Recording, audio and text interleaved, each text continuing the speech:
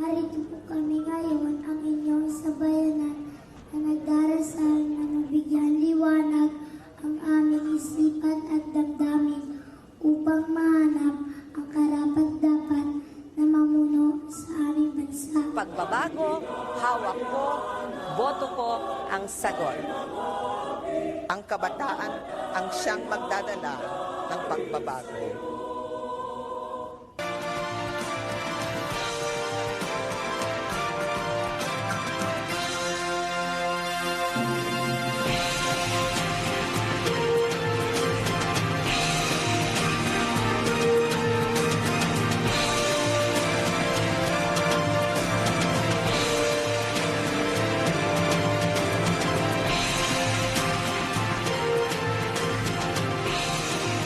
Isang maganda at mapagpalang gabi po sa inyong lahat.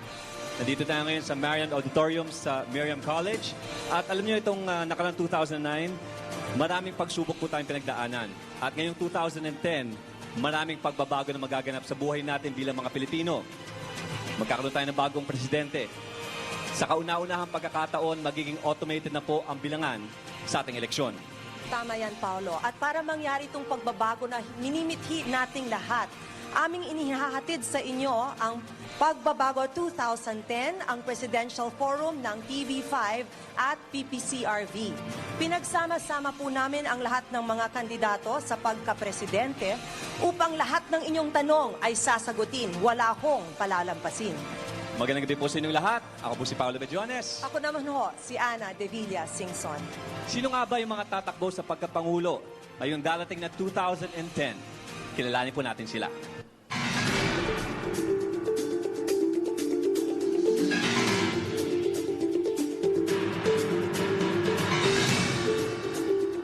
Mula sa Ang Kapatiran, Konsehal Juan Carlos de los Reyes.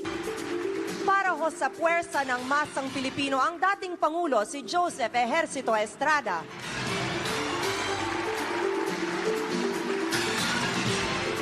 Mula sa Bagong Bayan, Senador Richard Gordon. Tumatakbong independente, Senadora Maria Ana Consuelo Jambi Madrigal. Isa pa ring independent candidate. Ang susunod natin papakilala ang environmentalist na si Nicanor Perlas. Nagmumula naman sa Bagong Pilipinas si Brother Eddie Villanueva. Sa pag-usad po ng ating forum, isang focus interview ang isasagawa kung saan randomly po ay pinili ang ilang miyembro ng ating audience na maging bahagi ng focus interview na yan. Pinangungunahan ni Professor Jose Lacson, ang chairman ng UP Communication Research Department mula sa College of Mass Communication. At sa huling bahagi po ng ating forum ay ilalahad po niya ang resulta ng isinagawang interview na yan. Ready na tayo sa round 1. Paano nga ba ito? Uusad. Panunin po natin to. Sa unang bahagi ng tanungan, haharapin ng bawat kandidato ang tanong ng kanyang kapwa-kandidato. Ilang linggo bago ang forum na ito ay nagkaroon ng bunutan ang mga kinatawan ng bawat presidential ball. Ito ay upang malaman kung sino ang tatanungin ng kanilang mga kandidato. At kanina, bago magsimula ang forum ay muling nagbunutan ang mga presidential balls para malaman kung sino ang unang isasalang sa tanungan. Sa unang round, may 2 minuto ang bawat kandidato para sumagot. Pagkatapos ay muli siyang tatanungin na kailangan niyang sagutin sa loob lamang ng 1 minuto. Sakaling lumagpas sa takdang oras ng pagsagot, ay otomatikong tutunog ang buzzer. Hudyat na kailangan ng putulin ang pagsagot. Yan po ang ating mechanics for round 1. Ang unang pares natin, Ana. Ang unang magkakalahok ay sina Konsehal JC De Los Reyes at ang kanyang tiyo, si Senator Richard Gordon.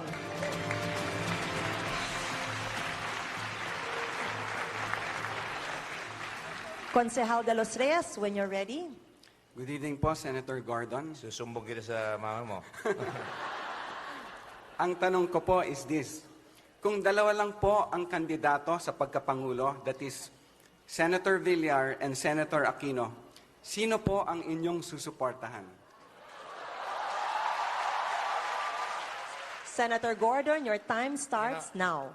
You know, Jancy, that's why you and I And all these very good candidates are running sapagkat wala tayong mapipili sa kanilang dalawa. Alam mo kung bakit? Nasaan sila dito ngayon? This is the PCRV debate in one of the greatest colleges in our country, Marian. Nasaan si Noynoy? Nasaan si Villar? Katulad ni Villar, he's conked out of the Senate, and I have to be frank and candid with our people. Kailangan, in a democracy, it is permissible to ask your leaders questions. Dapat naipahintulot ang ating demokrasya na tanungin ang lahat ng kandidato kung anong isasagot nila. At kung hindi sila haharap sa sa mga tao at iaasa nila sa pera, sa dami ng pera nila, I am already telling Mr. Villar, you cannot buy the presidency. Hindi mo kayang bilihin ang tao. At kung iaasa nila, at tulad natin, hindi tayo maasa sa lolo mo at saka sa aking ama na si Jimmy Gordon at ang nanay mo, ang nanay ko, nanay mo sapagkat she's a very strong civic worker, and ang nanay ko, ang lola mo, because she's been in the Red Cross for a long time. I can tell you, you cannot inherit any office, you cannot inherit any business office, you have to earn it. Kailangan pakita mong kaya mo at pagsikapan mo. That is why I'm proud that you are running. When I was young, I was the youngest delegate to the Constitutional Convention. I was a student. Estudyante ako sa UP, second year law. Sabi sa akin ng lahat, huwag kang tumakbo, matatalo ka. Thank you ho, Senator Thank you very much. Gordon. Tumakbo pa rin ako. Kung ano po, yung yellow ribbon na ginamit natin para salubungin si Ninoy Aquino noong 1983. At ito po ay ginamit rin sa pagpapaalam sa ating minamahal na Cory Aquino. Sa palagay ko po, pag-aari na ng bayan, simbolo ng isang santa, probably masasabi natin, at isang bayani, si Ninoy Aquino. Okay lang po ba ito na gamitin ng Liberal Party para sa pangangampanya ng mga kandidato nila? Kaya nilang gamitin niya sapagkat nangihiram sila. Sila ay sumisilong sa gloria ng isang magiting na lalaki. Hindi sila makatindig sa kanilang sariling paninindigan. Now, ang gusto ko lamang sabihin sana, dapat humarap sila sa mga ganitong palatuntunan, at dapat pakita nila kung anong programa nila sa buhay, kung paano natin iaangat ang liderato ng ating mga tao. Sapagkat ang pakay ng isang partido ay kumuha ng mga magagaling na kandidato at iharap sa tao. Hindi lamang yung mananalo, ngunit yung pinakamagaling, pinakamahusay, at pinakamay malasakit. Sapagkat kung ang partido ay aasa lamang sa ilalim ng puno ng isang magiting na leader, then I'm sorry. You cannot, like I said, inherit. You cannot bask under the shadow of great leaders. You cannot look back at the past alone. You have to walk with the future, with the promise of the future. Kailangan magaling ang ihaharap mo para sa tao.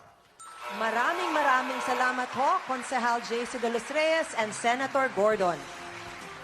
Ang ating pangalawang pares, dating Pangulo Joseph Estrada, ang magtatanong kay Councilor JC. Konsehal, balik po tayo.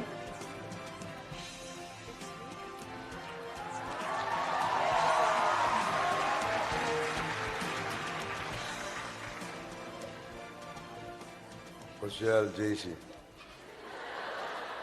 Simple lang ang tanong ko. At siguro masasagot mo. Kung totoo lang ang sagot mo.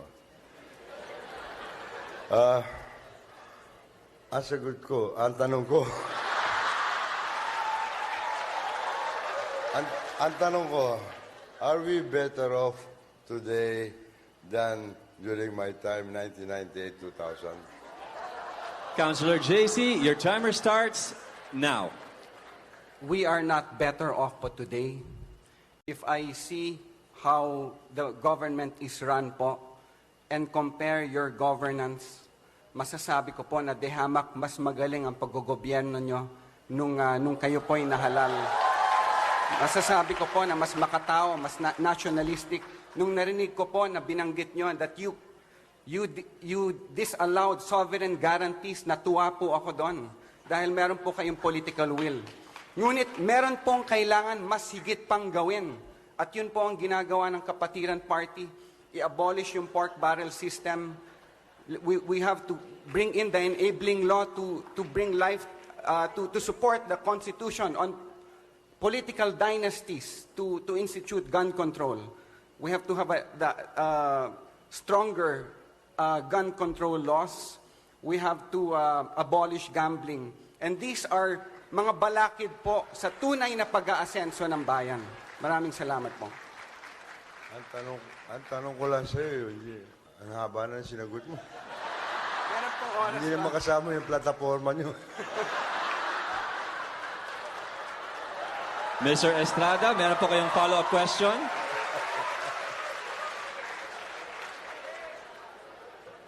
Follow-up question po tayo? Follow-up question.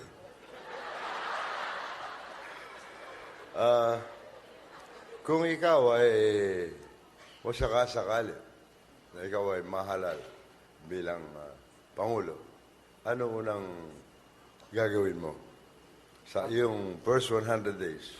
Councilor JC, your timer starts now. Naniniwala po ako na ang problema ng bayan ay problema sa moralidad. At kailangan po natin ng isang values-based orientation program na sisimulan sa eskwelahan at gobyerno. Ang health po kailangan may mura na gamot at gamit sa lahat ng barangay health centers. Yung labor po kailangan labanan natin yung contractualization at yung peace and order po kailangan pagbawal yung pagdala ng baril sa lahat ng public places sa buong bayan po. Maraming salamat, Councilor JC. Mr. Estrada, may na po tayo mo po. Ang susunod naman po na magtatanong ay si Senator Richard Gordon. At ang kanya namang tatanungin at ang sasagot ay si Ginoong Nick Perlas.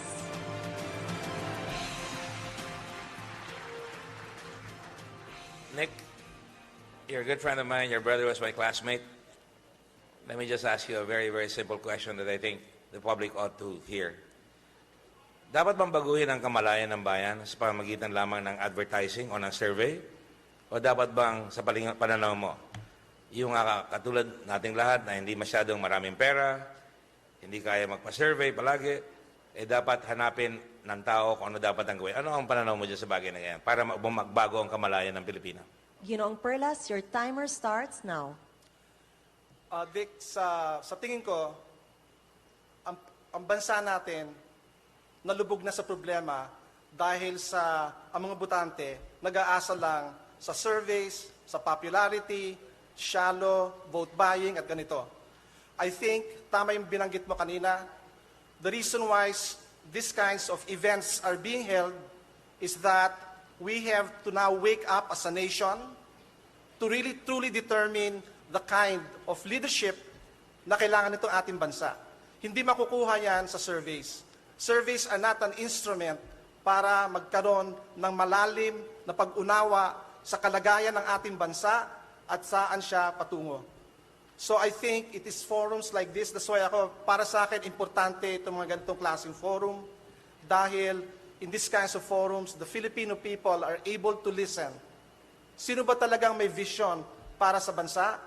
May track record? May qualifications ba? May integrity? At most of all, meron bang spontaneous capacity to answer questions, to show leadership, and so on. Kasi for so long, the Philippines has relied on traditional means of political discernment, basically wala. Surveys lang, shallow means, hindi natin maaabot yung ating hangarin pag ganun lang. So I think, ito mga events na ganito, is like a form of people's primaries. Dito, in a sense, nurture ang ating kapasidad mag-isip at mag-unawa sa ating bansa. Let us make 2010 the most conscious election this country ever had, and let's get rid of shallow politics. Salamat. Senator Gordon, your follow-up question, please. Thank you, Nick. I thought I'd ask you that question dahil talagang sa palay ko dapat mag-isip talaga ang mamamayan at hindi madala doon sa mga magandang advertising na naka-makeup, nasa studio at kumakanta. No? At now let me ask you a question because environmentalist ka. Gusto ko maalis sa airlanes yun at gusto ko lumabas yung tunay na pag-iisip. You're an environmentalist. Ito ang diwalwal.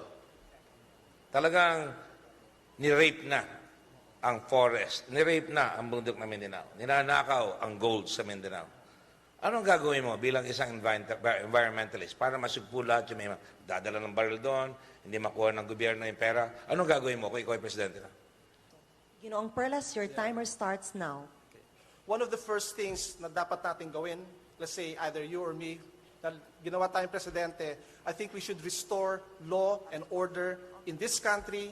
We should run after all crooks na to make them accountable sa mga batas ng ating bansa. And we should reinstitute, reconceptualize the Mining Act. Gawin natin Alternative Mining Act. Dapat yung mining natin dito sa bansa, meron environmental considerations, meron pananaw sa ancestral domain ng mga katutubo, meron siyang social acceptability and responsibility, and to run after the crooks who violate these processes. Ang problema, masyadong corrupt ang DNR and masyadong corrupt yung Malacanang. Kaya nangyayari ito. That's why we want to end this rule, this tyranny of corruption sa ating bansa. We have to demonstrate political will in solving relatively simple problems like Diwalwal. Thank you very much. Very much. Right on time. Mapo po tayo. Mga kaibigan, unang buhos pa lamang po yan ng mga kandidato sa kanilang question and answer. Sa aming pagbabalik, siyempre, itutuloy natin ang face-off ng mga presidentiables. Sa ating pagbabalik, maghaharap po sina dating Pangulong Joseph Estrada at tsaka si Senator Jambi Madrigal. Ito ang Pagbabago 2010.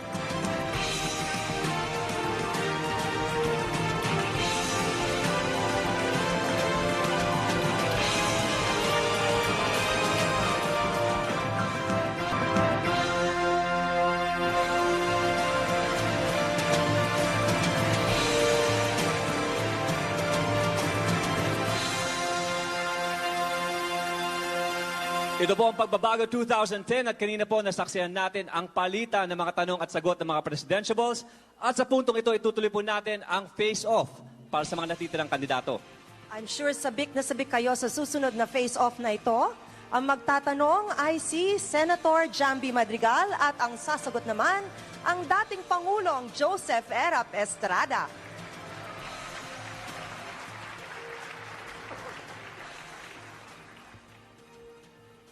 The question is simple.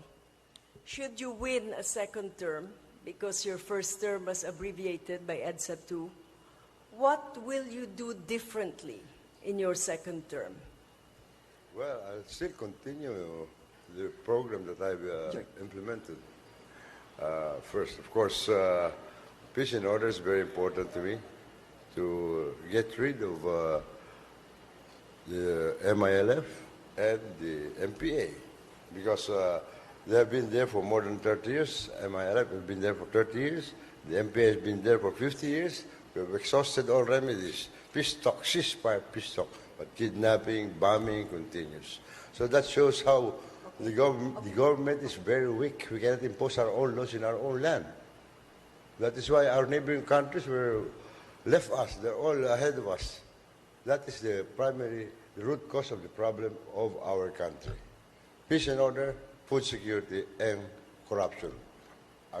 That's my three program of government. But anything a little different from, what would you do differently? Differently, I'll be more conscious about those people conspiring behind my back.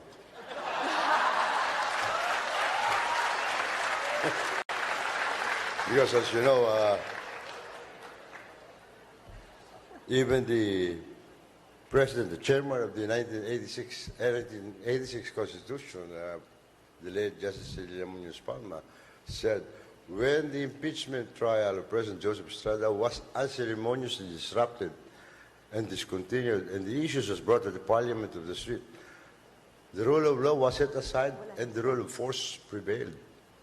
And then again, the Prime Minister of Singapore, Prime Minister Lee Kuan Yew, said the change of power in the Philippines was no boost for democracy because it was done outside the Constitution. Senator Jambi, your question po? You will be tough on law and order.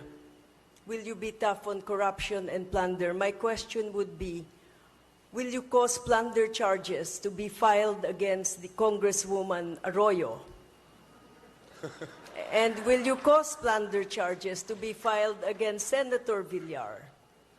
Well, Mr. Estrada, your timer starts now. I have to follow the due process of law.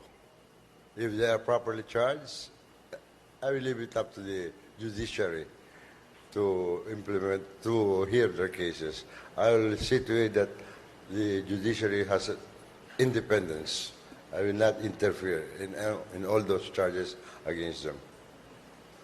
Kailangan magkaroon ng independensya ang ating justisya. Hindi dapat makialam kahit ang presidente. Dahil there are three branches of government, the Congress, the judiciary, and the executive. Equal.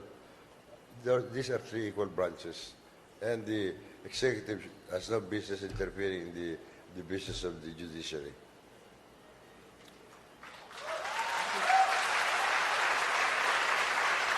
May 10 seconds pa po kayo? May 10 seconds pa po kayo? Balato ko na yan. Maraming salamat sa balato. Mr. Estrada, Senadora Jambi, maraming salamat po sa tanong. Our next pair in the face-off, we have Nicanor Perlas, ang independent candidate, asking the question kay Brother Eddie Villanueva ng Bangon Pilipinas. Please take your places at the podium, sirs. Mr. Perlas, anytime you're ready, your question. Okay. Brother Eddie, there's been a lot of discussions comparing Marcos with Arroyo. They're saying that Marcos destroyed the institutions of government. Arroyo did the same, but then she went deeper. She destroyed the moral fiber of the country. So as a presidential candidate, what will you do to restore both the moral and spiritual foundations of this nation, while at the same time maintaining the constitutional doctrine of the separation of church and state? Maraming Brother salamat. Eddie, your timer starts now. Maraming salamat, Nick. Una, ay dahil ang slogan, ang rallying slogan ng Bangon Pilipinas Party, 6 na taon na walang korupsyon, bansa ay ibangon. Dahil dito, titibayan natin ang ngipin ng mga batas para to dismantle eventually this apparatus of corruption. National transparency and accountability policy, ipatutupad ng 100%. Walang monkey business sa gobyerno na hindi alam ng taong bayan. Ating ipatutupad yung sinasabi ng Constitution, sovereignty resides in the people and all government authority emanates from the people. We have to democratize the various institutions destroyed by the evils of corruption. Magsisimula ang anti-corruption measures mismong sa Office of the President. At pagkatapos nito ay ating i-overhaul ang justice system, i-overhaul natin at i-appoint ang tamang tao sa Commission on Audit, Ombudsman, Department of Justice, at matapos may i-overhaul din natin ang military and police at saka ang tinatawag na bureaucracy, itotodo natin ang war. We will wage war against the causes of poverty. Number 1, corruption, smuggling. Itotodo natin ang giyera laban sa smuggling sapagkat dahil sa smuggling namatay ang mga local industries sa ating bansa at yung of course yung land reform na pangarap ng milyong-milyong Pilipino ipatutupad natin to the letter at meron tayong political will na ang genuine land reform ay maipatupad. Pangarap ito ng milyong-milyong Pilipino so many years ago. At of course, lalansagin natin ang mga private armies na tumutulong sa political maneuvering. In other words, there will be a righteous moral leadership in this country. Time is up. Maraming salamat, Brother Eddie. Mr. Perlas, may follow-up question po tayo. Okay. Follow-up question, Brother Eddie. Yung marami na nabanggit mo are actually forms of institutional reform. But in the end, institutions are made up of people. People have worldviews, they have values, they have attitudes, they have behavior. So how are you going to implement these kinds of dramatic changes on a personal level without impinging on the freedom of employees of government and institutions? It's a kind of delicate balance. Alam Brother mo, Eddie, your timer starts Alam mo, now. ipapatutupad natin yung tinatawag na performance measurement or performance audit. Lahat ng opisina ng gobyerno dapat merong performance audit. At merong gagawing lalagyan natin ng dedicated desk ang lahat ng opisina ng gobyerno. At isusulong natin at the same time ang massive moral revolution. Sapagkat no amount of ingenious economic policy or program can succeed without the corresponding moral revolution.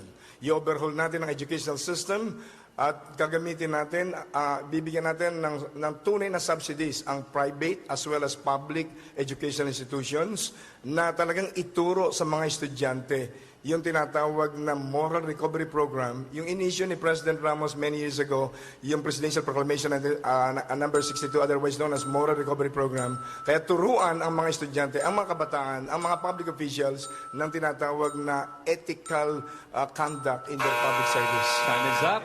Maraming salamat, Mr. Perlas. Brother Eddie, thank you. And ang susunod naman na magpe-face off ay sina Brother Eddie at saka si Senador Jampi Madrigal. Si Brother Eddie Villanueva ho ang magtatanong kay Senador Madrigal.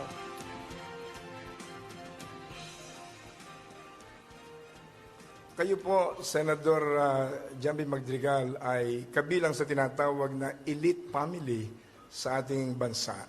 Pero nakilala kayo bilang fearless lawmaker.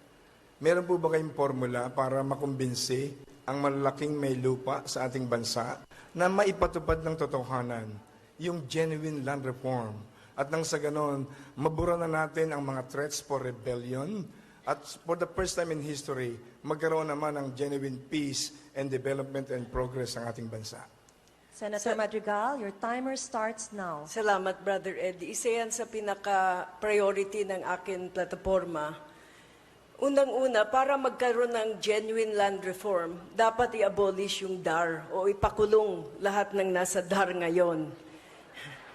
Sapagkat yung land reform ng DAR ay land reform nila sa kanilang mga kaibigan, sa malalaking local politician, kinukuha nila yung ancestral domain ng ating mga katutubo, hindi nila pinapatupad yung tunay na land reform. Ang dami-daming pera ng DAR, ngunit yung pera na yan ay nawawala.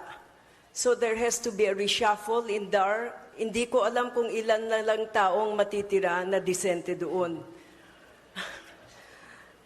In conjunction with reforming DAR and having genuine land reform, you also have to have the equivalent funds, yung pondo. Hindi ka pwede magkaroon ng land reform kung hindi mo popondohan ang mga farmers. Isa na yan, we are losing 116 billion a year to technical smuggling. If we stop technical smuggling, pwede po natin pondohan yung maliliit na farmers na talagang mga beneficiary ng land reform. Kasabay na rin dyan yung pagsusugpo natin sa pagtitigil natin sa mga private armies. Because private armies are the ones holding up and mga KAFGU. They are the ones protecting mining, illegal mining and logging, both legal and illegal. And they are the ones killing a lot of indigenous people and helping the DAR in connivance with them land grab ancestral domain for mining and logging. We have to stop this and put these people in jail and stop private armies from helping miners, loggers, and political dynasties. Thank you. Your follow-up question, please. Isa ho sa pumipigil sa tunay na progreso ng ating minamahal na bansa ay hindi masawata, hindi mabigyan ng solusyon ng gobyerno ang tinatawag na rebellion ng ating Muslim brothers, ng leftist, at saka ng rightist rebellion sa ating bansa dahil ang injustices ay rampant. Lalo na po sa Mindanao, ang mga Mindanaoans ay biktima ng economic and political injustices. Ano po ang inyong solusyon? Your timer starts now. As long as you will allow warlords to flourish in Mindanao, kagaya niyan yung Secretary of Defense, under his nose, pinalaki niya yung Ampatuan Clan, hindi niya alam na yung armamento pala ng militar ay ginagamit na ng isang clan na napaka-powerful. This happened under the term of GMA. The root evil is patronage politics. If you remove patronage politics, you will remove political warlordism. Ipakulong lahat sila, life sentence. And then ang kailangan, hindi lang ipakulong, kung may death penalty para doon sa Ampatuan Clan na pumatay, talagang kailangan po yan. And I believe in initiating immediate peace talks with the NDF. Congratulations, Senator Jambi. Maraming salamat po. Mga kaibigan, dyan po nagtatapos ang ating round 1. Siyempre sa aming pagbabalik, patapos sa ilang sandali, round 2, bawat kandidato ay haharap naman po sa aming panel of experts. Mas nagbabagang tanong ang inyong matutunghayan. Dito lang sa Pagbabago 2010!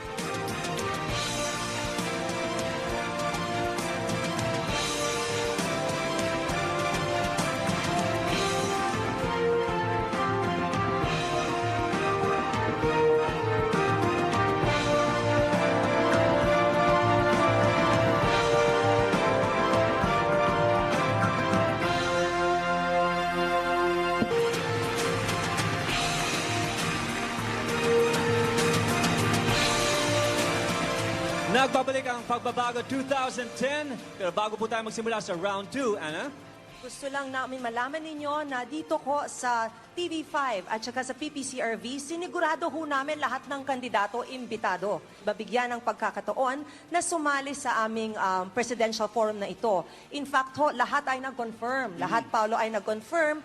Ngunit sa mga dahilan na hindi inaasahan, ay ang iba ay hindi ho nakapagdating. Pero gusto namin malaman ninyo, lahat po ay binigyan ng pagkakataon at inimbita ko silang pumunta dito. alright, so magsimula na po tayo sa round 2 at sa bahang ito po ay haharap ang bawat presidential dito sa ating special panel. Mga eksperto sa kanya-kanyang mga larangan ang mga magtatanong, mapakonstitusyon, ekonomiya, environment, kabataan at media. Talagang patindi ng patindi ang haharapin ng ating mga presidentiables at syempre, tutulungan po tayong kilatisin ang ating mga kandidato. Makakasama natin itong special panel po natin na pinangungunahan ng isang eksperto sa ating saligang batas, Dean Amado Valdez ng UE Law. Magandang gabi po. Kasama rin natin isang eksperto sa ekonomiya, Ginoong Bernard Villegas. Mula naman sa hanay ng kabataan ng 2009 CNN Hero of the Year, Efren Peña Florida. Good evening. Mula naman po sa media, ang head ng News and Public Affairs ng TV5, Ms. Lucy Cruz Valdez. Good evening, ma'am. At para naman po makompleto ang espesyal na panel na ito, kasama rin natin ang Executive Director ng Greenpeace Southeast Asia, si Ginoong Von Hernandez. Good evening, sir. Kung paano ito tatakbo, panoorin ho natin ang VTR na ito. Sa ikalawang bahagi ng tanungan, haharap sa espesyal na panel ang bawat kandidato. Isang constitutionalist, media practitioner, environmentalist, isang ekonomista, at isang kilalang personalidad sa hanay ng kabataan. Ilang araw bago ang forum ay nagbunutan ang mga ito para malaman kung sino sa mga presidentiables ang kanilang tatanungin. May 2 minuto ang bawat kandidato para sagutin ang mga tanong. Muli, sakaling lumagpas sa takdang oras ng pagsagot, ay otomatikong tutunog ang buzzer, hudyat na kailangan ng putulin ang pagsagot. At yan pong ating mechanics. Let's start with round 2. Ang una pong magtatanong ay si Dean Amado Valdez. At ang sasagot naman po ay si Senator Richard Gordon. Please take your place at the podium. Dean, anytime you're ready. Magandang gabi ho, Senator Gordon. Good evening, Amado. Good evening, Dean. You said that what we need is change in men. But a politician cannot avoid the temptation of clinging to power at all costs if the institutional ambient is not conducive to reform. Are you in favor of abolishing one institution, that is the House of Representatives, but retaining the Senate so that the governor or city mayor may not have the opportunity to run for a seat in Congress after his or her term, and that includes the President of the Philippines? Senator Gordon, your timer I'm starts. sorry, I didn't get the question. Am I in favor of Are you in favor of abolishing one institution, the House of Representatives, that we retain the senators, including Senator Gordon, so that a mayor or a governor may not run for a seat in Congress, including the President of the Philippines, after the end of his or her term? Well, my own Senator Gordon, your timer starts Thank now. you, Dean. My position on the matter is the President should not be allowed to extend her term, or at least have 2 4-year terms. In the matter of abolishing the Senate or the House of Representatives, I do not agree. I favor a presidential system, bicameral system, and of course, unlimited terms, but 4-year terms and 6-year terms for the President, like the 1935 Constitution. Bakit? Kailangan po natin ng experience. Nangyayari po pagka may term limits. Ang nangyayari, pinapalitan lang ng asawa, pinapalitan ng anak. Kailangan natin ng experience sa mga congressmen, sa mga senador, at hindi po masamang galing sa mayor o galing sa governor yung magiging kinatawan sapagkat at least may experience sa local government. Marcos is a bar top nutshell. He was number 1. He was a college, he was a lawyer, pero he never was a mayor. Perhaps that's why he failed. Ang mga mayors po mahalaga sapagkat araw-araw they make decisions, they're asked questions, they face problems, importante yan. The House of Representatives is important because mamamarginalize naman yung probinsya mo o yung bayan mo kung wala kang representation. So kailangan talaga ang susi niya nasa taong bayan. Kailangan marunong tayong pumili. Kung di tayo marunong pumili, ay talagang palpak ang gobyerno natin. That is why napakahalaga nito mga debates na ito. Kaya dapat humaharap ang mga tao para tanongin ninyo. Hindi lang magdiskurso sa plaza at mapagandang lalaki. Panahon ngayon, nasabihin lahat, bayang makapangyarihan. Ako ay para sa mahirap. Palaging ganon. Pero palagi tayong mahirap. Ang bayan natin, tuloy-tuloy ang baksak sa ating bansa. Hindi lang ng panahon, in 1950s, we were number 1 in Asia, second only to Japan.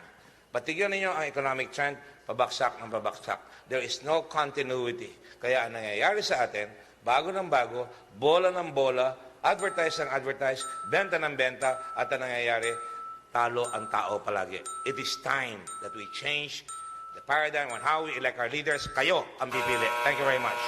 Maraming salamat, Senator Gordon. Dean, maraming salamat sa tanong. Ang susunod na magtatanong ang ating eksperto sa ekonomiya, si Dr. Bernardo Villegas. At ang sasagot naman ho ay si Konsehal JC De Los Reyes.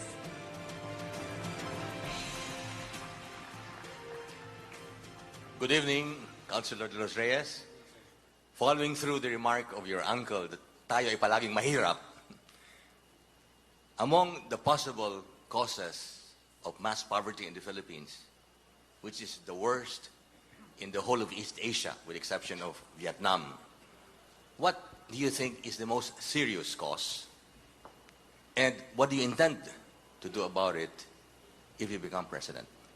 Councilor De Los Reyes, your timer starts now. Thank you po. Yung kahirapan po ba ay epekto o cause? Masasabi po natin bang mahirap tayo dahil sa kurakot o kaya nangungurakot ay dahil sa mahirap? I submit, mahirap po tayo dahil sa pangungurakot. Bagamat yung tawag ng Kapatiran Party ay personal and social transformation. Now, we have to change personally. We have to also change structures. Mahirap po tayo dahil talagang yung leadership, historically, wala tayong nakuhang mga prinsipyo at plataforma from political parties na dapat mamuno. Na makikita po natin from the time, umpisahan na po natin from the time of Marcos. He was a nationalista. he moved to liberal. He put up KBL. Pagdating po ni Cory, na-oust siya, unido, nag-away-away yung LDP, PDP, tapos pumasok po si Pangulong Estrada, si Pangulong Ramos, yung LDP, tapos naging Lakas, tapos Pangulong Estrada, naging PMP, tapos may Lampa, tapos na-oust po si Pangulong Estrada, si Ginang Arroyo, ginawa niyang ngayon, Palaka. So we need responsible and accountable political parties. We need to destroy structures, paradigms. One person cannot solve the problems of this country, not JC De Los Reyes, not po yung mga humaharap sa inyo. It's not a person, but an institution. It cannot be the church. It cannot be an NGO. It cannot be schools. It must be a political party composed of men and women pushing for the same principles and platform. Yun po yung unang hakbang para sa tunay na pagbabago. At yun po ang gagawin namin. Maraming salamat. Thank you, Councilor De Los Reyes, and thank you ho, Dr. Villegas. Ang next na magtatanong sa ating panel ay si Efren Peña Florida, ang ating Hero of the Year for 2009 ng CNN. At ang kanyang tatanungin ay si Nicanor Perlas. Sir.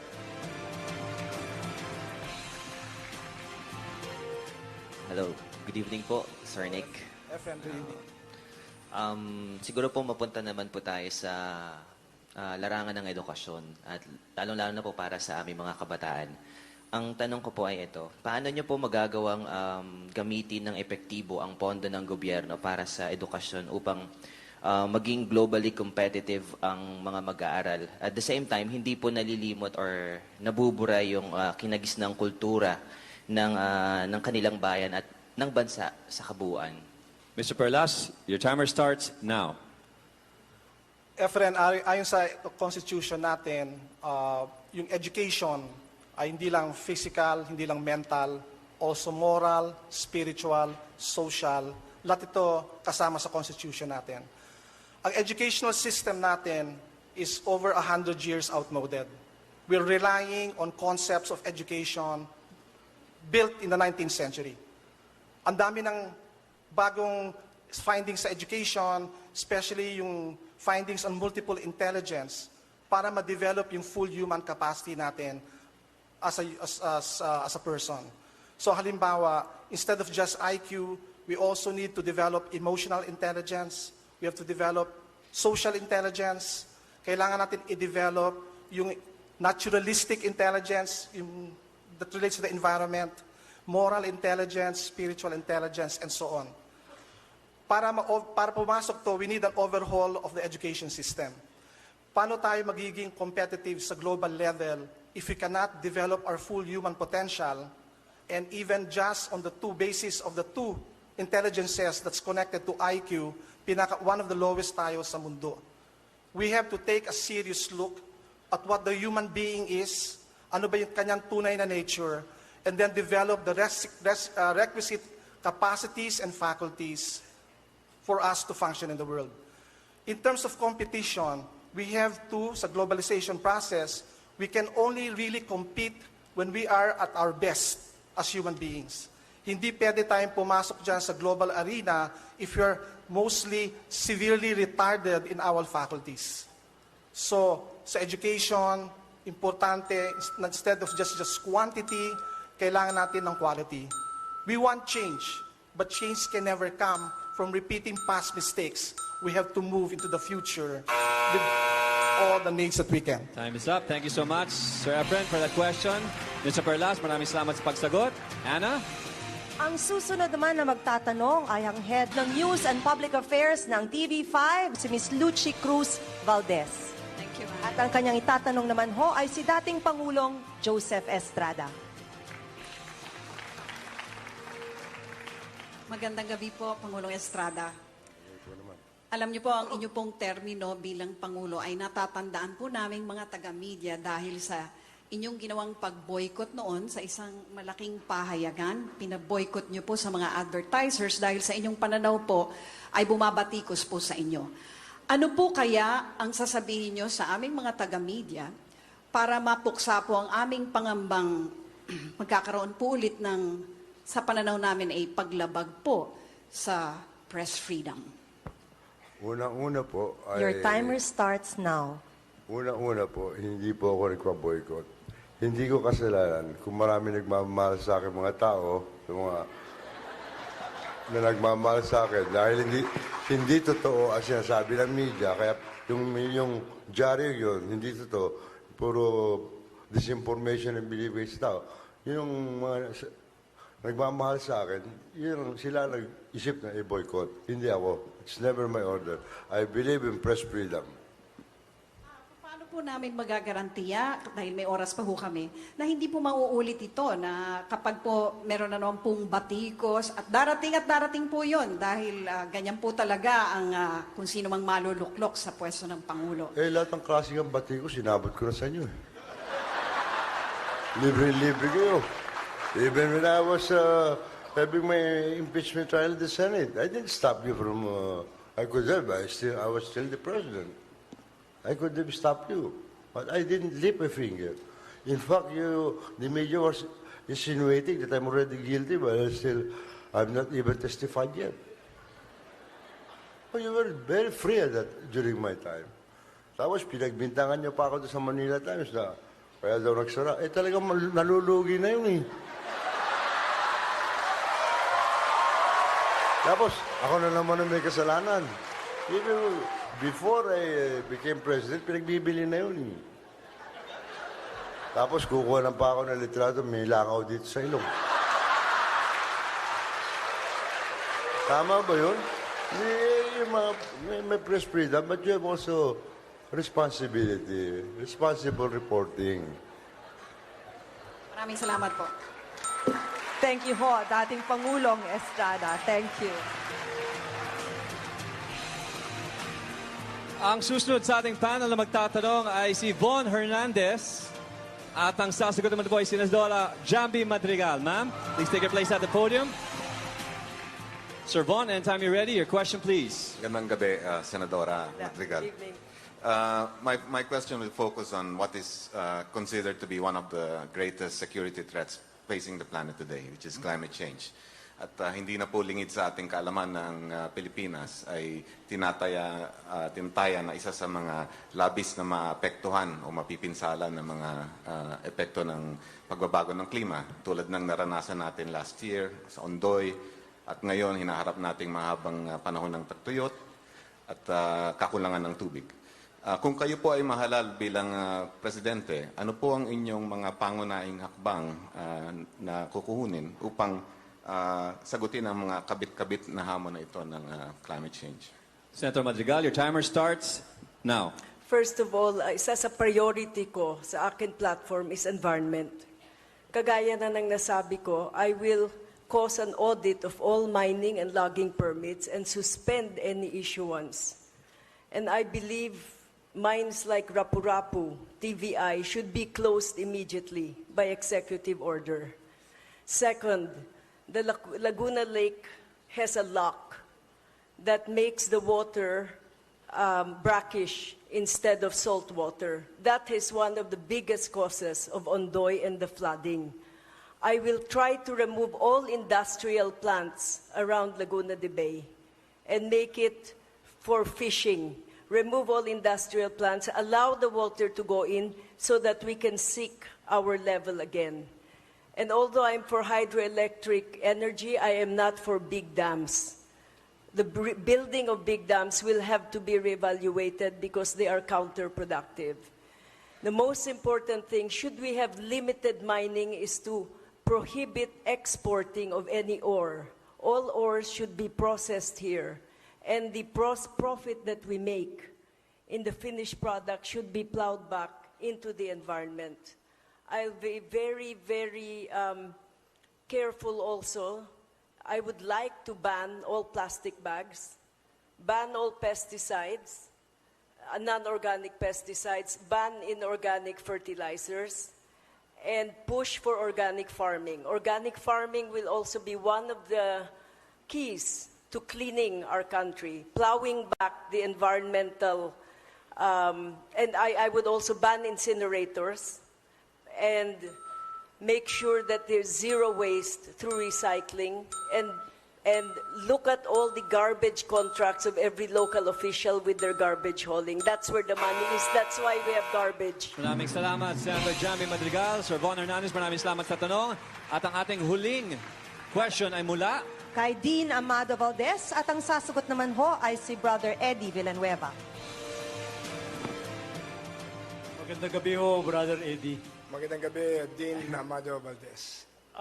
Alam ho nyo, ang taong bayan ay naghahanap ng ano ba ang talagang form of government na akma para malunasan ang kahirapan natin.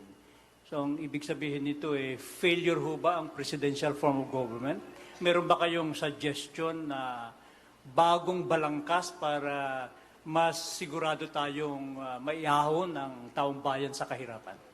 Tungkol sa desisyon kung babaguhin natin ang presidential to parliamentary or federal presidential, we cannot preempt the sovereign right of the delegates of the incoming Constitutional Convention.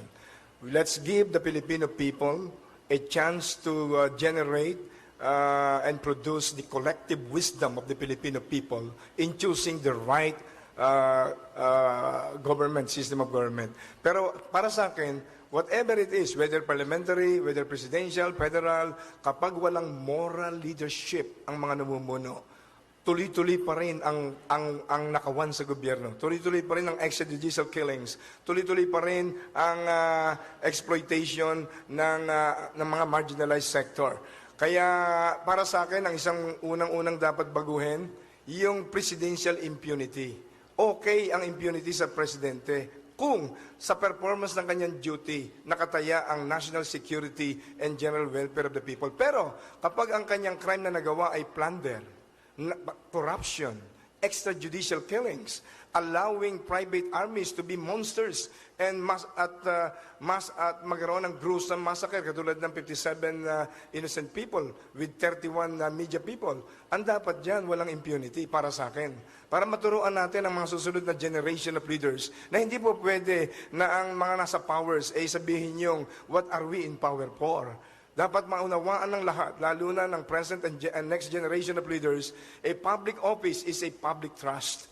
And truly, the people should be the masters and not otherwise. Ang public servant dapat hindi master or lord. They should not lord over the people. The people should be the source of sovereignty. Kaya change must come through moral, spiritual, political, and economic. Thank you very much, Brother Eddie. Dean, maraming salamat sa tanong. At dyan po mga kaibigan, nagtatapos ang round 2. Maraming salamat syempre sa ating mga bisita. Palapakan po natin sila. Dean Amado Valdez, Dr. Bernard Villegas, Efren Peña Florida, Lucy Cruz Valdez, at Von Hernandez. Dahil po sa inyong mga tanong, tiyak, mas lalong naliliwanagan ang ating mga kasama dito, ang ating mga viewers at ang ating audience, kung sino nga ba ang karapat-dapat sa ating boto. Pero hindi pa riyan nagtatapos ang ating tanungan, Paolo. Sa ating pagbabalik, mga katanungan naman mula sa iba't ibang sektor ng ating lipunan, haharapin ng ating mga kandidato. Ito ang Pagbabago 2010!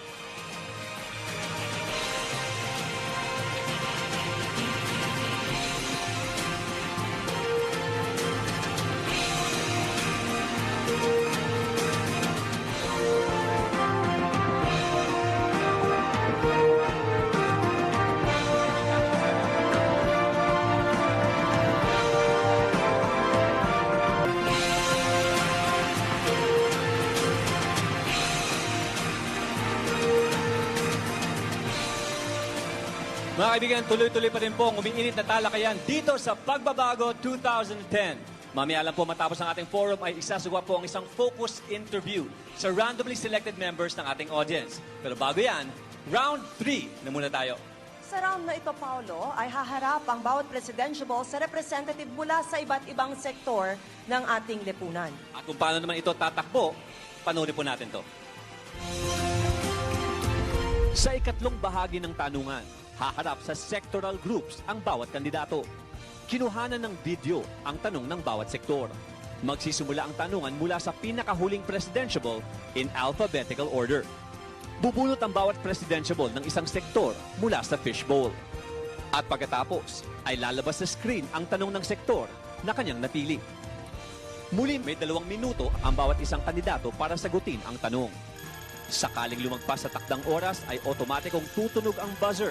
Hudyat na kailangan ng putulin ang pagsagot. Yan po ang mechanics at ang una kong makikilahok ay si Brother Eddie Villanueva. Brother Eddie, kumuha ho kayo ng isang sektor sa fishbowl.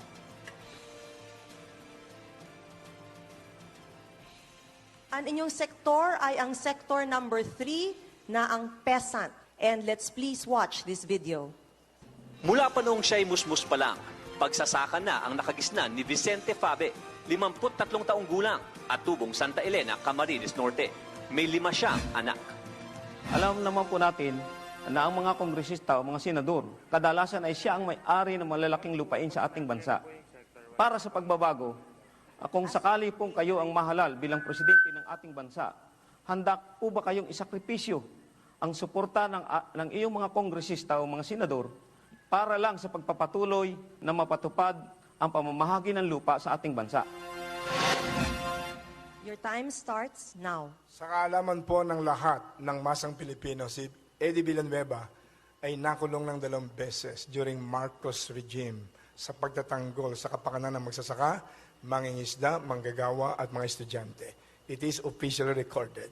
Ako pinagtuturo ng political economy sa PUP, at the same time taking up law in UP, twice and twice in prison. Kaya ho walang problema sa akin yan. Nasa puso ko po ang tunay na reforma sa ating bansa. Kaya ho kami pumasok dito ni Jun Yasay, hindi for personal ambition. Gusto lang ho namin i-rescue ang ating minamahal na bansa sa tinatawag na century-old bondages of exploitative system. Kaya ho yung CARP, sigurado po natin yan. Kukumbinsin natin ang mga malalaking may lupa, asindero, at lahat ng mga political and economic players sa bansa. This is for their own good and for the good of their descendants na maitayo natin ang isang makatarungan at makataong lipunan. At magtatayo po tayo sa mga magsasaka, bibigyan po natin ng break. Ang National Cooperative Bank for Farmers and Fishermen, itutuloy po natin yung pangarap ng una, magbibigay ng soap loans sa lahat ng mga magsasaka. Noong unang panahon po, inaprubahan ng Malacanang 3% soap loan interest, pero pagdating sa Monetary Board, kumontra ang malalaking bankers ay hindi ho natuloy. Ako'y hinarap ng ilang mga nationalist economist, sabi ko walang problema sa akin yan. Importante lang, fair and just. At kailangan po ng magsasaka ang tunay na financial assistance to modernize their farming at advanced technology and even post-production assistance for marketing ng gobyerno. Sa madali pong salita, ang Villanueva Yasay administration po gagawin ng lahat para ang mga peasants ay matanggal sa pagkakatanikala sa matinding kahirapan ng buhay.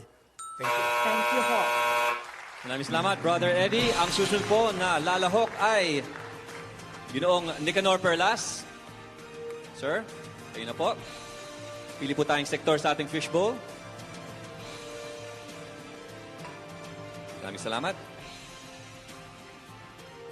Number 1 ang napili niyo at yan po ay ang ethnic group.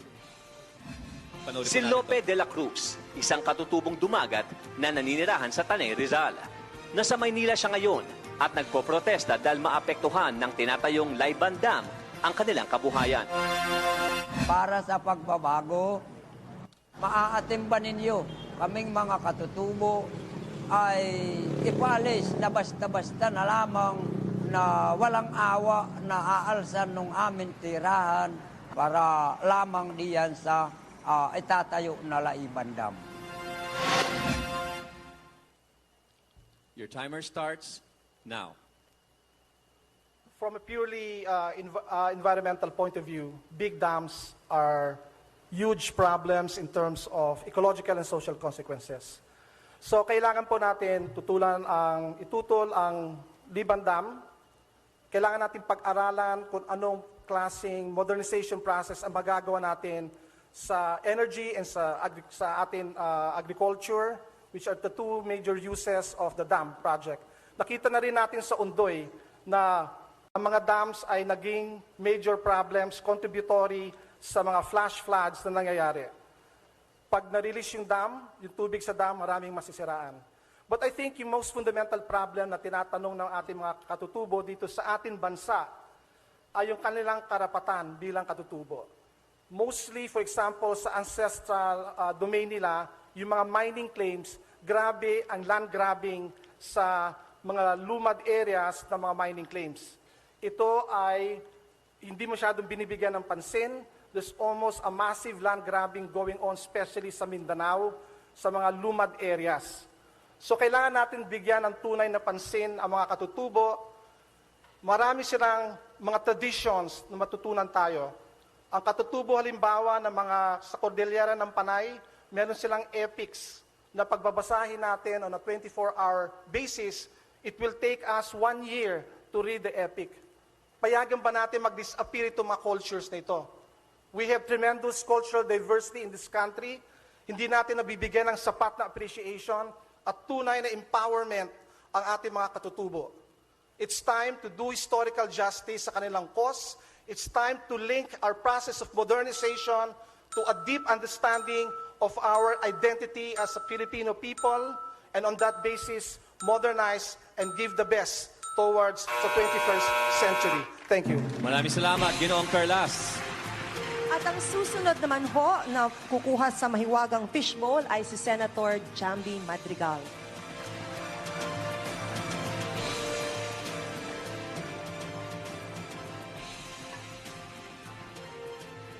Ang inyong napiling sektor ay ang Sector 4 na ang mga Muslim. Let's watch this video, please. Si Norhaya Makusang, 27 years old, tubong Huo Mako, Davao del Norte. Nagtatrabaho bilang isang legislative consultant sa mababang kapulungan. Ang kasalukuyang kaguluhan sa Mindanao ay tinuring na isa sa pinakamahaba sa kasaysayan. Ilang pangulo na ang nakalipas, iba't ibang pamamaraan na rin ang ginamit upang tugunan ang kaguluhang ito. Sa pamunuan ni Pangulong Aquino ay ang sigaw ng mamamayang Moro upang ipatupad ang Tripoli Agreement. Sa pamunuan naman ni Ramos ay ang 1996 Peace Agreement. Ang solusyon naman ni Estrada ay ang all-out war. At sa kasalukuyang administrasyon ni Arroyo ay ang pagbabalangkas ng MOA AD na kalaunan ay itinuring ng Korte Suprema na labag sa saligang batas. Ngayon, para sa pagbabago, kung ikaw ang mahalal na Pangulo ng bansa, anong mga sariwang pamamaraan ang gagawin mo upang resolbahan ang kaguluhang ito, upang makamit ang tila mailap na tunay na kapayapaan at kaunlaran sa Mindanao? Your time starts now. That's a very interesting question because I do not believe that any government until now has truly desired peace in Mindanao. When you have a corrupt army, war means money. You have a corrupt president, she has to keep her generals happy with all the money coming in from war. That is why there is no peace in Mindanao because no president has genuinely wanted to have peace.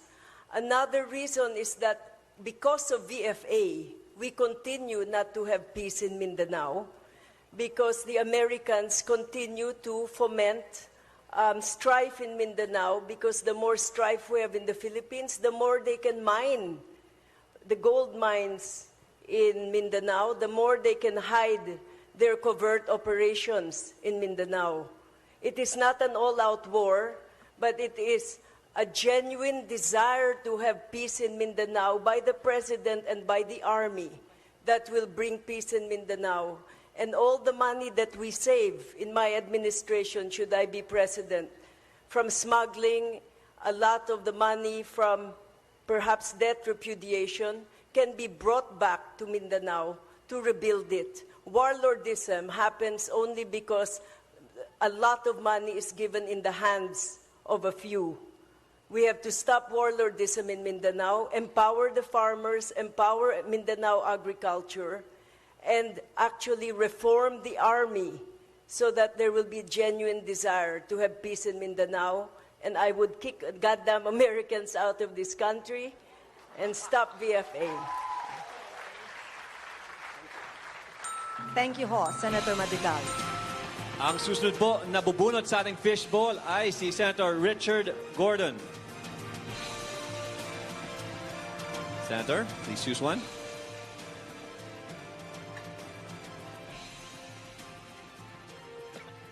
Number 10, ang sector po na yan ay ang PWD, Persons with Disabilities. Senator, if you're ready, panoorin po natin itong video. Si Gigi Ruiz, 50 years old, at isang polio victim. Dati siyang Executive Director ng National Council on Disability Affairs, Welfare for the Disabled. Para sa pagbabago, Mr. Candidate, ano po ang gagawin nyo to ensure the full participation of persons with disabilities in all activities of society? Senator, your timer starts now. Thank you, Gigi. Actually, kahit na dun sa paggawa ko ng automated election, nilagyan ko ng provision doon for the differently abled. I never call anybody disabled. You may be differently abled, but I think you are still capable of greatness. You can think of President Roosevelt of America. Remember that movie? Tumayo siya. Don't tell me it can't be done. It can be done, and we will. Ang kailangan po natin gawin dito sa mga differently abled is make sure we respect and understand and accept them. Like we respect and understand and accept the Muslims. Kailangan maintindihan rin natin lahat ng problema natin doon nakahanay. So, when I was chairman of Subic Bay Metropolitan Authority, lahat ho, pati sidewalk, pati pagpasok sa loob ng mga banyo, pati pagpasok doon sa mga restaurants, kailangan may inclined plane, kailangan nakakatulong. At kailangan bigyan natin ang opportunity. We had a differently abled group in Olongapo, nakakasama sila sa parada. They felt dignified, hindi sila nilulook down upon. I have distributed over 5,000 wheelchairs in my time in the Red Cross, and even more coming. But the more important thing is to provide them with skills, with education. Kailangan, there must be an effort in the schools to provide the differently abled with the skills, and also there must be constant corporate responsibility to allow the differently abled to get jobs, to be able to get jobs and at the same pay grade.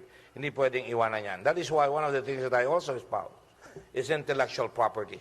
Kailangan dito, ang Presidente, pinuturuan ng tao na lumikha tayo sa ating mga utak. Hindi lang si Pacquiao magaling sa suntukan.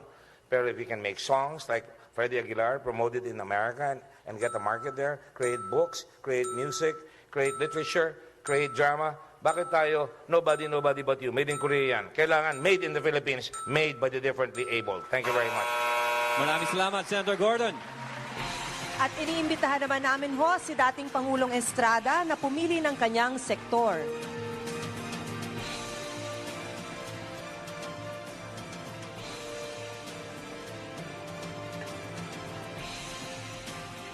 At ang sektor na inyong napili ay ang sector number 8, ang sektor ho ng labor. Panoorin ho natin ang video na ito. Si Noli Madeja, 42 years old, taga Navotas, isang coordinator sa Urban Poor Ministry. Sa kasalukuyan ay wala siyang trabaho. Para sa pagbabago, kung kayo po ang susunod na mananalong magiging Pangulo ng ating bansa, paano niyo po itataas ang sahod ng ating mga manggagawa at ang kalidad ng kanilang pamumuhay? Irerekomenda niyo po pa sa Kongreso ng Pilipinas na alisin ang patakarang kontraktualisasyon? Your timer starts now.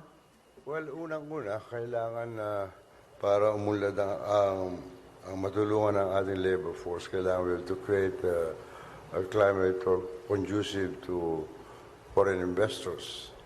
At the same time, kailangan natin na magkaroon ng peace and order dahil sa nangyayari, pag walang peace and order, natatakot ang mga investors to invest in our country. Kakaroon ng travel advisories in different countries that to come here in the country. That's why we are losing foreign investors to come in. Kaya sinasabi ko nga, hindi naman ako nag-declare ng all-out war sa MILF. I started negotiating with them. But we have exhausted all remedies. But they continue breaking that agreement. So I have to wage war in order to earn peace. I think that is the only solution. And that will enhance the Mindanao, my dream for Mindanao is food security. And siguro, pag meron tayong peace and order, we will attract tourists, foreign investors to come in. Kahit na anong gagaling ng mga ekonomista natin, kamukha ni Ginoong Bernie Villegas, magagaling yan, Cesar Birata, anong magagawa ng mga economists kung walang pumapasok na pera? Magagaling lang yan sa papel lang. So in short, that is why our country now is labeled as the most corrupt country, the most dangerous place for journalists to go. Nung pumasok ako, number 45 lang tayo sa most corrupt country. Ngayon, number 1 na. At tapos, dumating pa yung we are suffering. Maraming salamat po, dating Pangulong Estrada. And last but not the least, mula sa ating mga presidentiable, Councilor J.C. De Los Reyes, please choose from the fishbowl.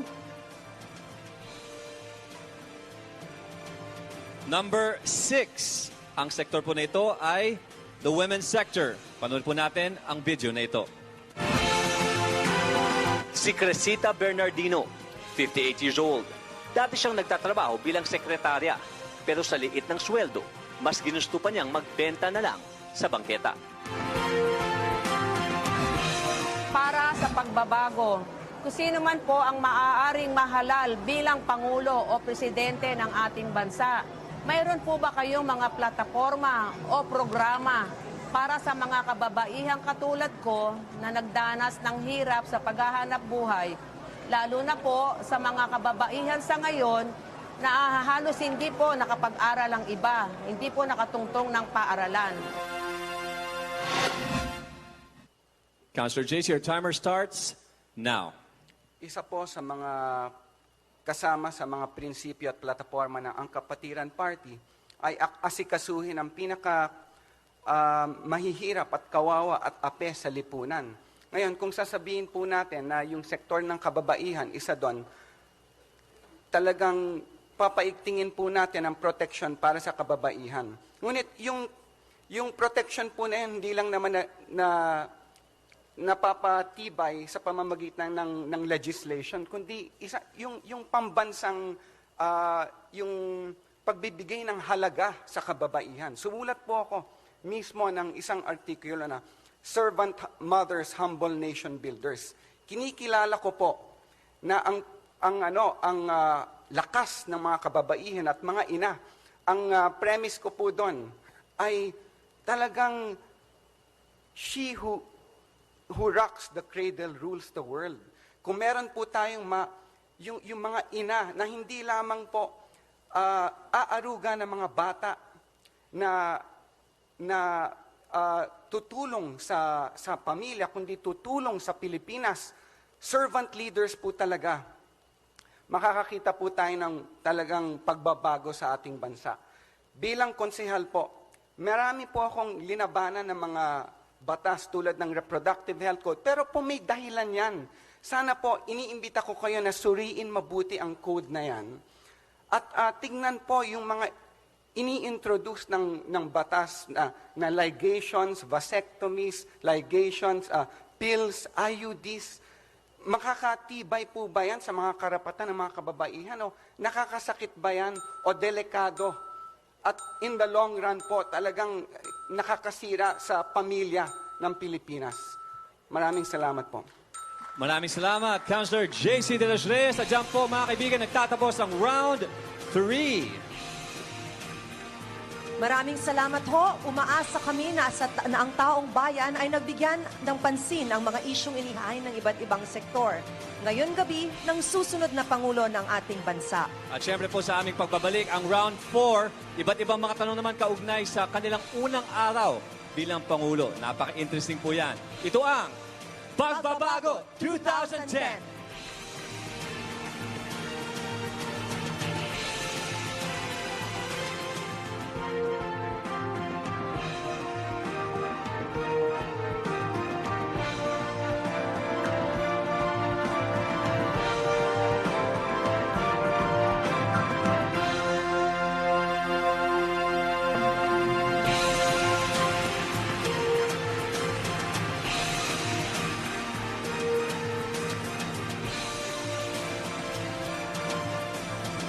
nagbabalik ang Pagbabago 2010. Nasa huling round na tayo, Paolo. At kakaiba talaga ang round na to kaysa sa naunang 3 round. Dahil sa round na ito po ay masusubok natin kung gaano nga ba sila kahanda bilang Pangulo ng ating bansa. At kung paano ito tatakbo, panoorin ninyo ito. Sa huling bahagi ng tanungan, sasagutin ng bawat kandidato ang isang tanong na may kaugnayan sa kanyang pamamahala, sakaling siya ang mananalong Pangulo. Sa pagkakataong ito, magsisimula naman ang tanungan mula sa unang kandidato in alphabetical order. Oras na tawagin ng presidential ball, pupunta ito sa gitna ng entablado. Bubunot ito ng isang tanong mula sa fishbowl. Iaabot niya ang nabunot niyang tanong. Babasahin ng host at pagkatapos, maaari na magsimula ang kandidato sa pagsagot. May 1 minuto ang bawat presidential ball para sagutin ang tanong. Sakaling lumagpas sa takdang oras ay otomatikong tutunog ang buzzer, hudyat na kailangan ng putulin ang pagsagot.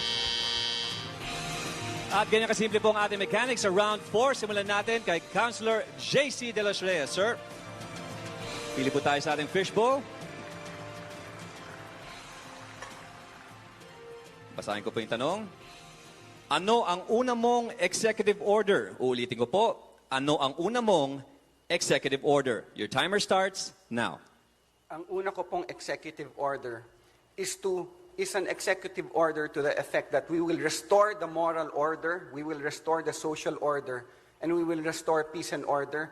Every barangay center should have medicines and equipment.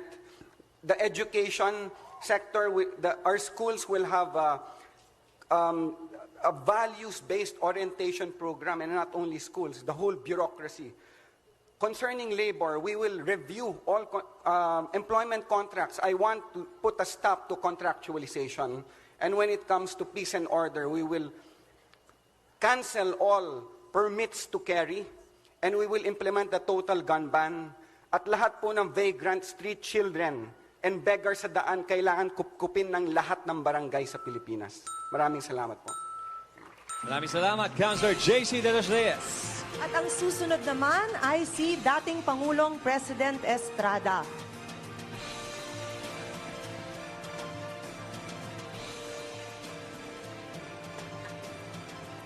Kung muli kayong manalo bilang Pangulo, sino ang unang tatawagan mo sa iyong cellphone? So, sino ang una? Isa lang, ha? Ang una niyong tatawagan sa inyong cellphone. Di ba pwedeng dalawa? Isa lang. Ang unang Your tatawagin timer ko starts ay now. yung aking National Defense Secretary. Immediately I order him to renegotiate again with the MILF and the MPA. Because I believe, as long as there is no peace and order, and I believe that the root cause of the problem of this country is this secessionist movement and insurgency. As long as we don't get rid of them, we will never move forward. I believe that we must implant to the mind of these people that there's only one flag, one armed forces of the Philippines, one government, period. And if ever the government will negotiate with them, the government must negotiate with them with a position of strength, because we are the government. That's all. Thank you. Maraming salamat po. Ngayon naman po, tawagin natin Senator Richard Gordon to the center stage para pumili sa ating fishbowl, sir. Tingnan po natin ang tanong. Kung mananalo ka, anong cabinet position ang ibibigay mo sa iyong vice president? Muli, kung mananalo ka, anong cabinet position ang ibibigay mo sa iyong vice president? 1 minute starts now. Your vice president is a reflection of the kind of leader you must be. We need to modernize our infrastructure. Bayani Fernando is my vice president. He is an engineer. He makes things happen. He makes things work. He's often misunderstood, and therefore I will make him my infrastructure czar. Gagawin ko sa kanya na talagang gawin mo. I will tell him right away, move investments all the way out to the provinces, decongest Manila. There are 3 airports, Subic, Clark, and Manila, and 1 more seaport in Batangas. gumawa ka ng design, gumawa ka ng master plan para housing can be moved there, hospitals can be moved there, schools can be moved there, and then I will go around the world where I can find jobs, where I can find investments, and bring them there to fill up the jobs so that even the differently able can work, the ITAs can work, and everybody who's educated can work very well. That is what I expect of my information. And he will not be corrupt because he will be the next president of the Philippines for continuity. He cannot be corrupt. Thank you. Maraming salamat, Senator Richard Gordon. Tawagin naman ho natin si Senator Jambi Madrigal.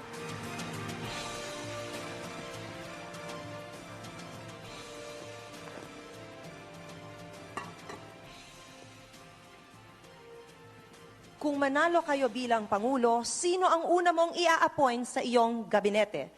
Si Nick Perlas.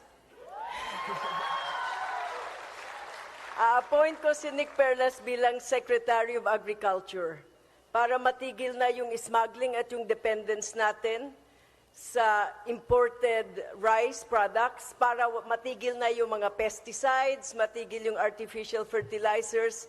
At ang maganda dyan, pag si Nick Perlas na nakaupo sa Agriculture Department, bababa ang presyo ng pagkain. Yan po ang tunay na food security.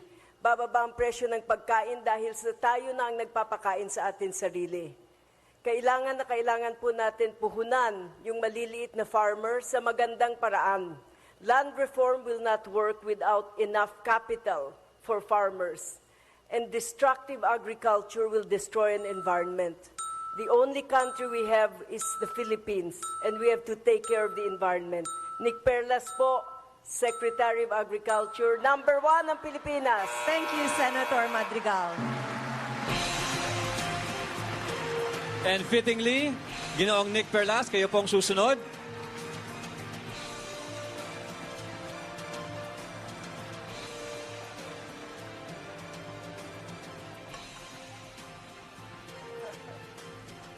Napakasimple po ng tanong, ano ang una mong gagawin sa unang araw mo sa Malacanang? Muli, ano ang una mong gagawin sa unang araw mo sa Malacanang? 1 minute starts now. When I first became president, the first day, may press conference, announce yung cabinet secretary members. And some of them will be here, but ang pinaka-importante is to enunciate the end of corruption in the BIR and customs within 100 days, the end of smoke belching sa Metro Manila and other major cities in 100 days,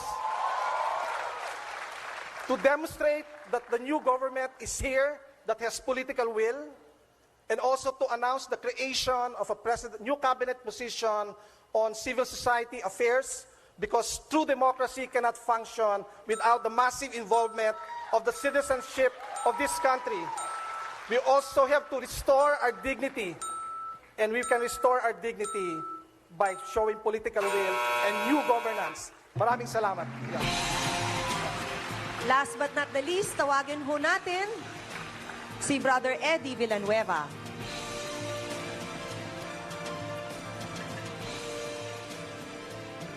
Brother Eddie, ang inyong tanong, kung mananalo ka, anong papel ang ibibigay mo sa iyong asawa? Anong papel ang ibibigay mo sa iyong asawa? Your time starts now. Dahil meron lang po akong kaisa-isang asawa, ang kanyang puso po ay nasa education. Ang kanyang puso doon sa mga bata at mga senior citizens. Kaya madalas po siya sa mga orphanage, madalas siya sa mga home for the aged. Umiiyak ho ang puso ng asawa ko sa matinding dus at hirap ng sambayan ng Pilipino.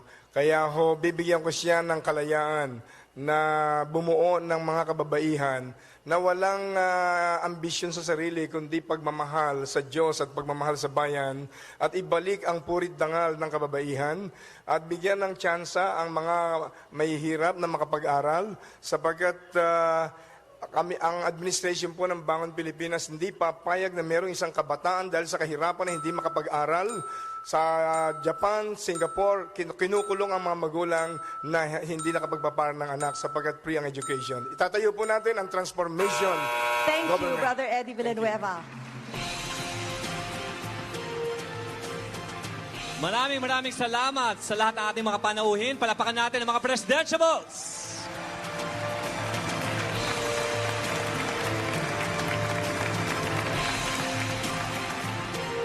Siyempre sa ating lupo ng mga tagapagtanong, maraming salamat po sa inyong oras. At higit sa lahat, sa ating audience, maraming salamat po. Miriam College, thank you. Sana po maulit ito.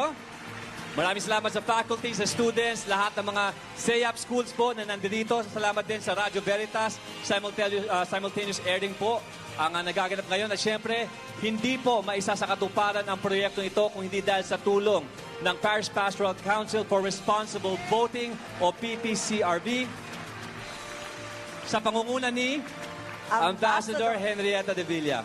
Magandang gabi po. Lagi po sana natin tandaan na napakahalaga po ang ating boto. Huwag po natin itong sayangin. Sana po ay nakatulong kami para makapili kayo ng karapat-dapat na iboto sa May 10, 2010. Muli, ako si Ana de Villa Singson. At ako naman po si Paolo Bejones. Mga kaibigan, simula pa lamang po ito ng mas malawak at mas makabuluhang election coverage ng TV5. Sa mga susunod na araw po, asahan nyo na mas makikiisa po kami para sa tunay na pagbabago. Susunod, masasaksihan nyo po ang resulta ng isinagawang focused interview sa randomly selected members ng ating audience. Muli, magandang gabi po sa inyong lahat. At ito ang Pagbabago 2010.